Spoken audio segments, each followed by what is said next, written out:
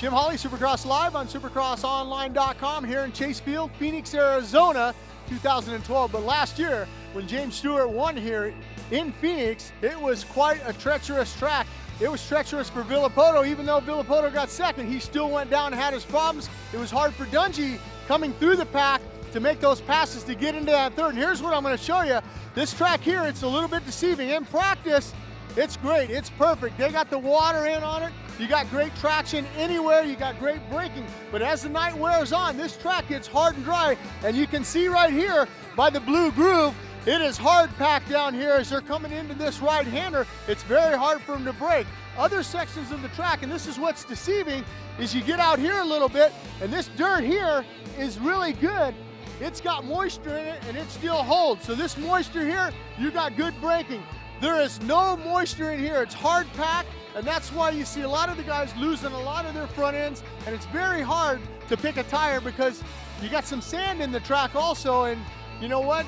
The hard packed tire does not work in the sand, and that's why it's a little bit treacherous. I think tonight here, they might have some problems in the sand. Not only here in Phoenix is it hard packed in sand like we talked about, but also the ruts. I mean, as you can see in this right-hander, there's a lot of ruts, and it's got some moisture in it right now, but the Dirtworks guys are out there and they'll groom this out and it'll be completely smooth. But as the guys come in, the momentum of the motorcycles and the braking, that creates ruts.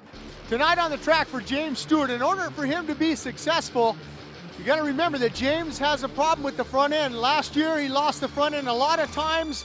For him to be successful, he's got to make sure he makes the right tire choice on that front end because James rides up on the motorcycle. He puts a lot of weight on that front end. In order for Ryan Villapoto to be successful here tonight in Phoenix, he's got to be thinking of last year when he lost the front end. So he's going to go back, he's going to look at some video.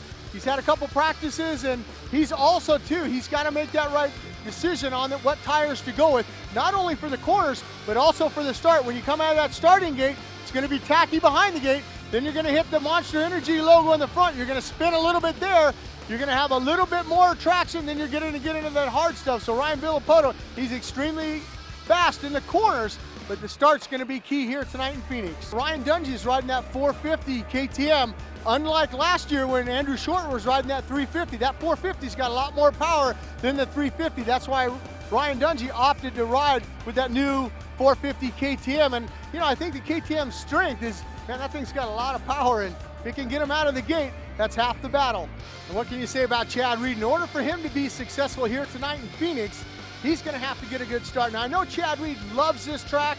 It flows, it's fast, and Chad Reed always likes the different surfaces. It's challenging for Chad Reed, but he says, you know what, I enjoy that. We got hard pack, we got a little bit of sand, we got some moisture, we got ruts. It's going to be good, but in order for Chad Reed to be successful, he's going to have to get out of that gate. He's going to have to ride his own race for 20 laps and not make no mistakes. That's the key thing here tonight. This track can bite you. The minute you think you got this thing tamed, that's the minute it throws you on the ground.